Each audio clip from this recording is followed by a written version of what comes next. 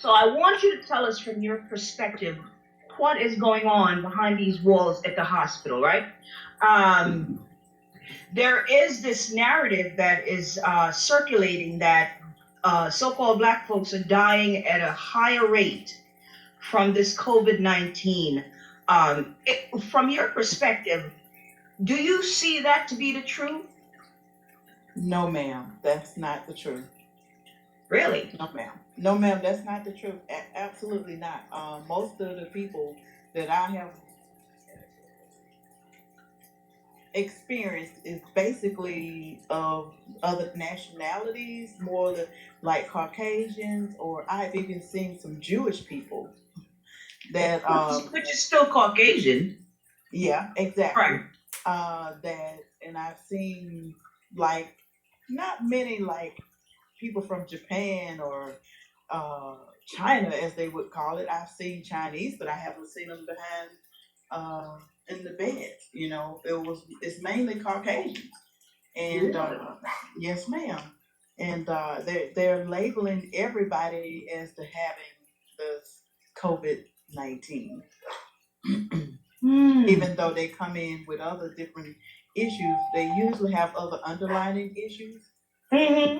And it don't even have anything relative to it, in which some of the tests that they're administering to test them to begin with, it must be some type, from what I've observed, it seems to be some type of error with them.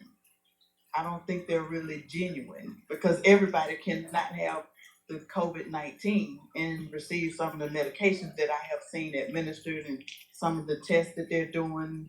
It's just like I said, I'll keep that at minimum, but it just Are you saying that are you saying it is your assessment or opinion that the tests are not accurate?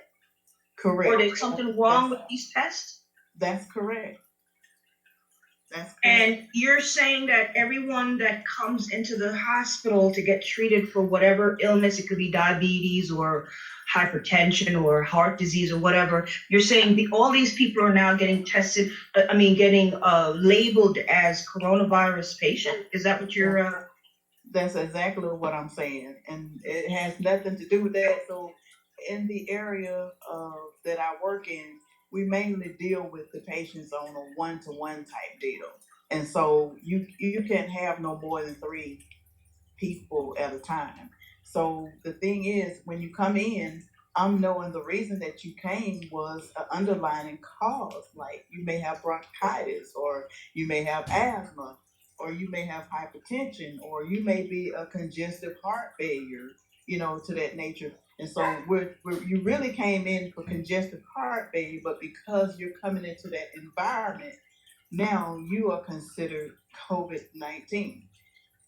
One situation I would relate to you would be an elderly person. I haven't seen one African American person, and that one person was from a nursing home, and because they was in the environment, now they're COVID-19. If somebody died, and it can be something to the nature of a heart attack, you're still considered COVID-19.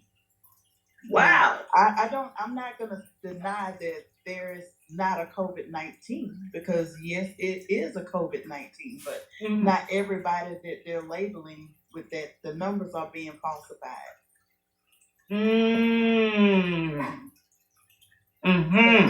In the remote areas, I'll put it like this: they're not carrying people out on stretchers the way people have labeled it and made it seem, or they're not backing up with 18-wheelers, putting people in freezer trucks. That's not happening. If it is, they're doing it on the down low, but I haven't seen anybody leave the unit or units that I have went to to that nature. And if they have passed, it wasn't because of COVID. It was really COVID-19. No, ma'am. So why